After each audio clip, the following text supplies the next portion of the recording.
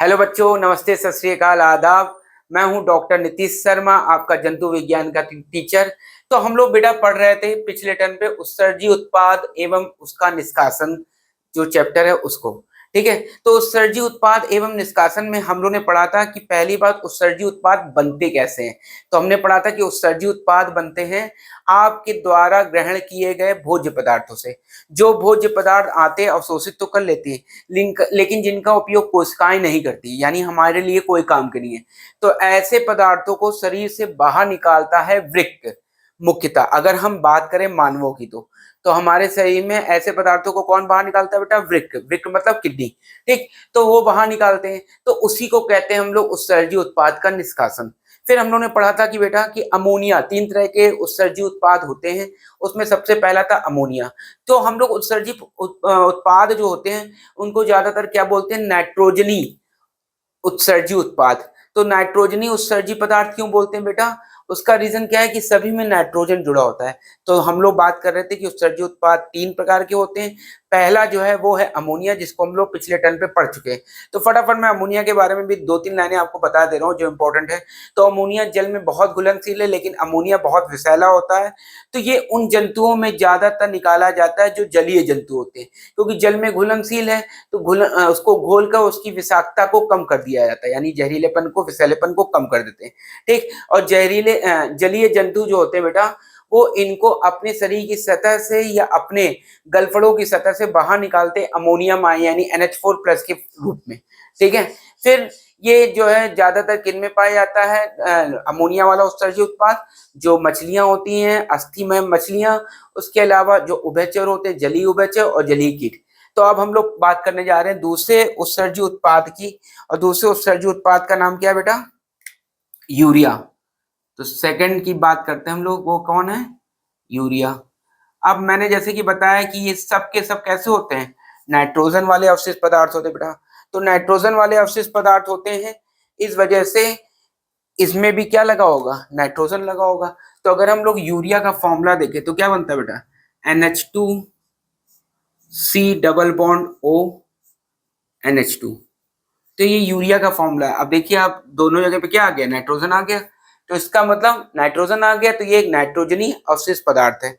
अब बच्चों देखिए होता क्या है बेटा, जो ये यूरिया है, तो ये यूरिया जो होता है ये ये जहरीला तो ये भी होता है, विषैला तो ये भी होता है, लेकिन ये अगर हम अमोनिया से उसकी तुलना करें, यूरिया की, ठीक है, तो उसकी तुलना में यूरिया जो होता है वो 100,000 गुना कम विषैला होता है। ठीक है। तो पहला पॉइंट मैं यही लिखने आ रहा हूं, यह अमोनिया की तुलना में 100,000 गुना कम विषैला है। ठीक है। और अगर हम बात करें बेटा कि ये जल में घुलनशीलता देखिए इसकी, तो यह मतलब यूरिया, यह अमोनिया की तुलना में, सब अमोनिया से ही तुलना करेंगे, तुलना में जल में कम घुलनशील है, जल में कम घुलनशील है। ठीक है। तो इसको बाहर निकालने के लिए हमें जल की कम आवश्यकता होती है। इसका मतलब ये हमारे जल के संरक्षण में भी इंपॉर्टेंट है। ठीक है। तो हम ये भी लाइन देखने हैं, इसे बाहर निकालने के लिए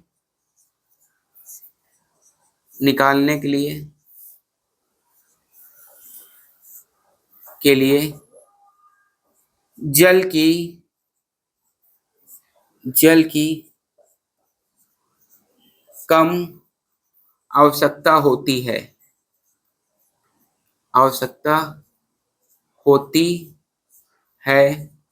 इसीलिए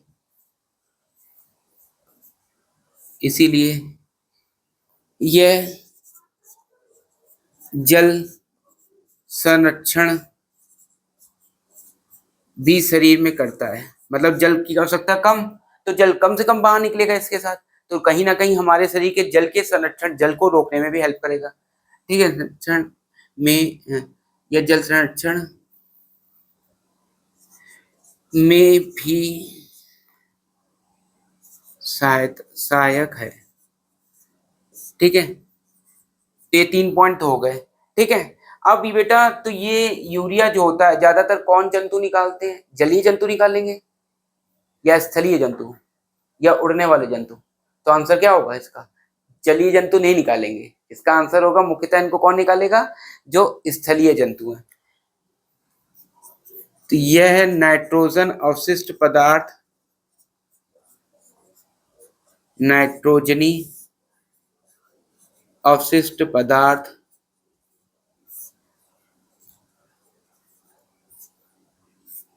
मुख्यतः कौन निकालता है? स्थलीय जंतु निकालते हैं। मुख्यतः स्थलीय जंतु निकालते हैं।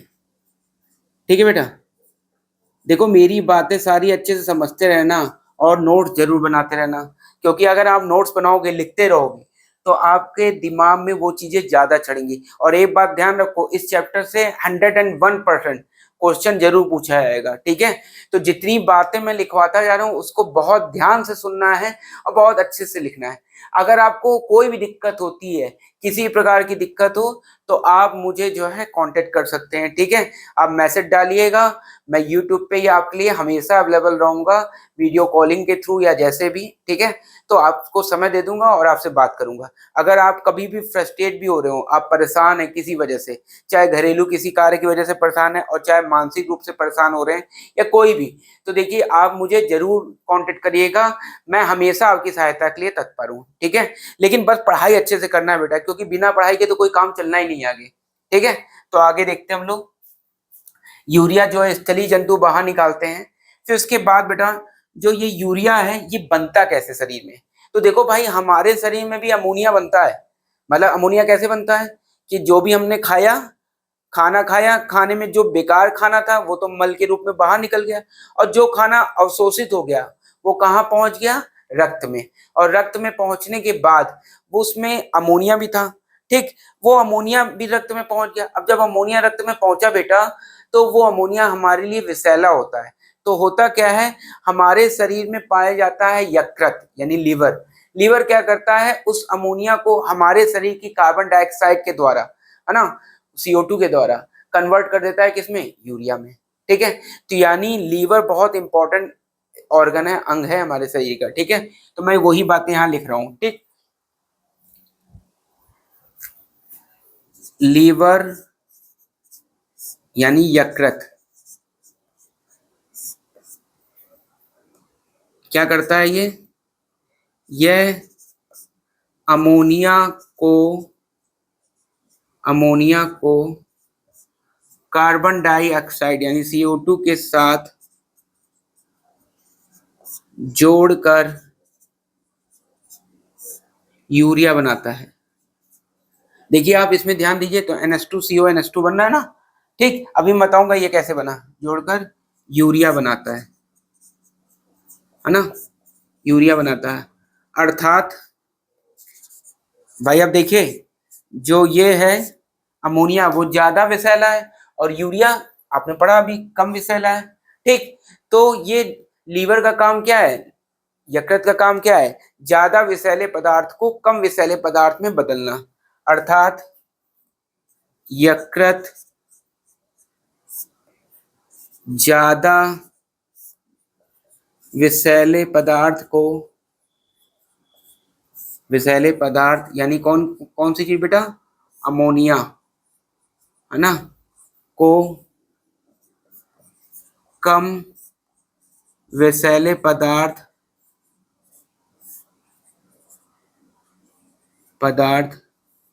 यानी यूरिया में बदलता है। बात मेरी समझ में आ रही है सारी आपको? ठीक है, इतने पॉइंट नोट करो पहले, फिर मैं आपको आगे पढ़ाता हूँ।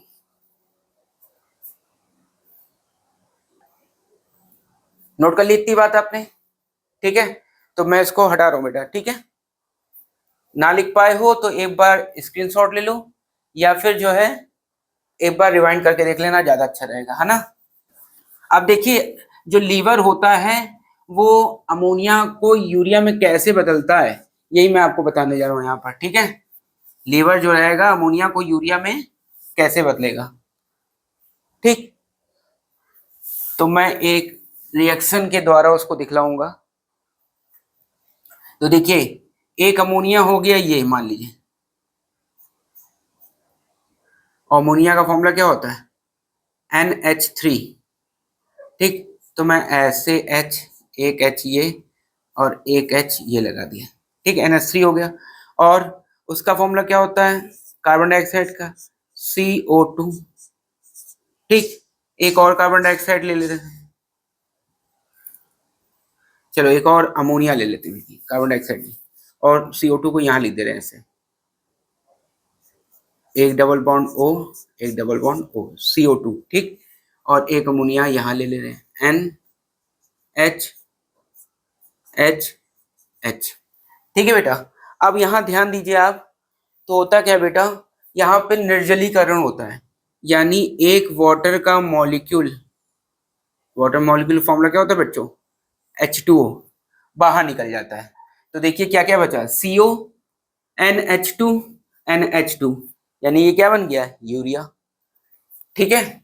तो यहाँ पे क्या हो गया, निर्जलीकरण। निर्जलीकरण मतलब क्या बाहर निकल गया, पानी। और जब पानी बाहर निकलेगा तो इस रिएक्शन को क्या बोलते हैं, निर्जलीकरण। निर्जलीकरण, जब भी किसी अभिक्रिया में से पानी बाहर निकलता है तो उसे बोलते हैं निर्जलीकरण। और क्या बन गया है यहाँ पर, NH2, ठीक है, NH2, चलो सीधे सीधे लिख दे रहे हैं, NH2CO, NH2, ठीक बच्चों, यानी यूरिया। इसका मतलब है दो अमोनिया के मॉलिक्यूल जब एक कार्बन डाइऑक्साइड के मॉलिक्यूल के साथ जुड़ते हैं, तो उसके अणु जुड़ते हैं, ठीक है, तो उससे क्या बन जाता है बच्चों, उससे बन जाता है आपका यूरिया। अब देखिए, यूरिया बनाने का कार्य कौन कर रहा था, ये काम कर रहा था यकृत। इसीलिए यकृत बहुत ही ज्यादा इंपॉर्टेंट ऑर्गन होता है। और अगर किसी का यकृत खराब होने लगता है, चाहे वो शराब पीने की वजह से या किसी और कारण से, तो उससे क्या होता है, उसकी बॉडी में विषैले पदार्थ जैसे अमोनिया बढ़ते जाते हैं। और जब विषैले पदार्थ बढ़ेंगे तो दूसरे जो अंग रहेंगे उनके ऊपर भी क्या पड़ेगा, दुष्प्रभाव पड़ेगा। बात समझ में आ रही है। तो इसी वजह से लीवर खराब नहीं होना चाहिए किसी का।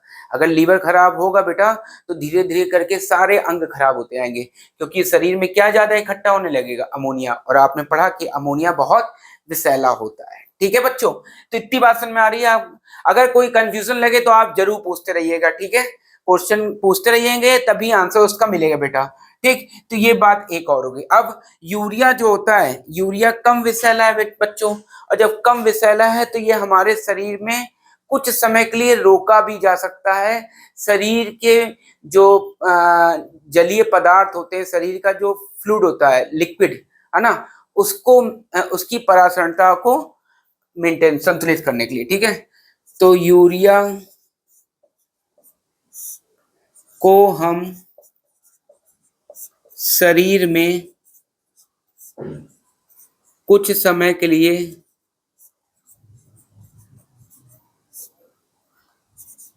रोक सकते हैं, जिसके कारण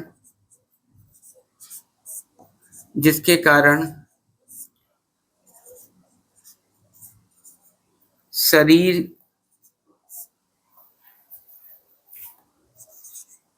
की जलीय परासरणता संतुलित हो जाती है,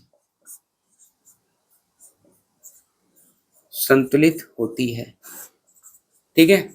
इसे किडनी में भी रोका जाता है बेटा, ठीक है, इसे किडनी में भी रोक लेते हैं। जैसे हम लोग बाद में मैं आपको जब पूरा फंक्शन समझाऊंगा, ठीक है, तो वहां बताऊंगा किडनी में कि किडनी में भी यूरिया को थोड़ी देर के लिए हम रोकते हैं, ताकि किडनी के अंदर, भाई देखो, हर एक ऑर्गन, हर एक अंग के अंदर कुछ जल जैसा पदार्थ भरा है, ठीक है, जलीय पदार्थ भरा हुआ है। तो वो जलीय पदार्थ की कुछ ना कुछ गाढ़ापन और पतलापन होगा, यानी सांद्रता होगी, तो सांद्रता या परासरणता होगी। तो उस परासरणता को संतुलित रखने के लिए भी यूरिया को इकट्ठा किया जाता है, ठीक। और फिर यूरिया को बाहर कौन निकालता है? तो यूरिया को वृक्क के द्वारा बाहर निष्कासित किया जाता है, बाहर। और हम लोग इसी चीज को ही पूरा डिटेल में पढ़ेंगे इस चैप्टर में। निष्कासित किया जाता है, ठीक है बच्चों। तो हम इस पूरे चैप्टर में यही बात पढ़ेंगे, कैसे कैसे क्या काम हो रहा था, ठीक। अब लास्ट बात आती है उदाहरण। तो कौन कौन इसको बाहर निकालता है? तो स्थलीय जंतु, ठीक है। स्थलीय जंतु, जो भी स्थल में रहने वाले जंतु रहेंगे वो इन्हें बाहर निकालेंगे, ठीक है। कैसे बच्चों बाहर निकालेंगे? यूरिया को। तो स्थलीय जंतु जो है वो इसे बाहर निकालते हैं। पहले नोट कर लो इतना। स्थलीय जंतु, समुद्री मछलियां।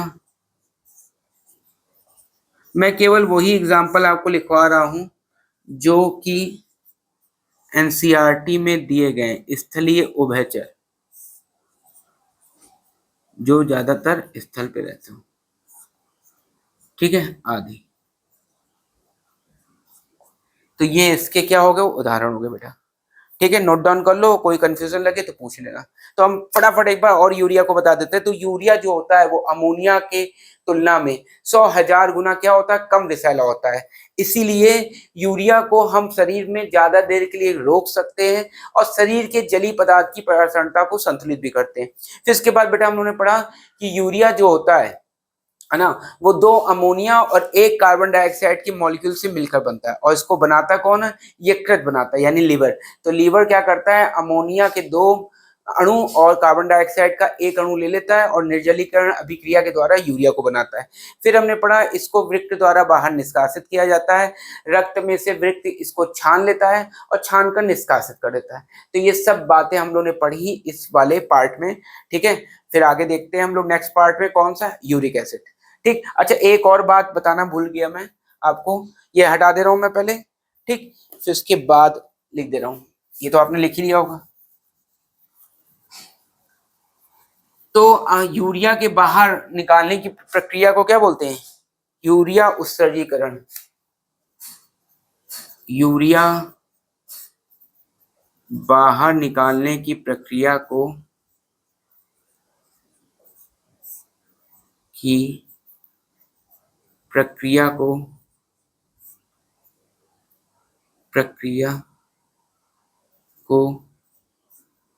यूरिया उत्सर्जीकरण कहते हैं। यूरिया उत्सर्जीकरण कहते हैं, ठीक है।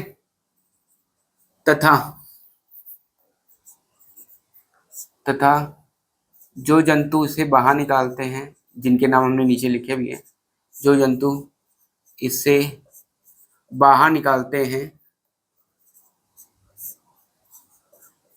उन्हें क्या बोलते हैं बेटा? उन्हें यूरियोटैलिक बोलते हैं।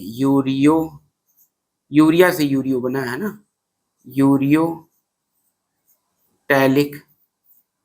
कहते हैं। ये इंग्लिश का वर्ड है, ठीक है, लेकिन कभी कभी नाम इसका दे दिया जाता है, ठीक। यूरियोटैलिक कहते हैं। नोट कर लो पहले इसको इतना।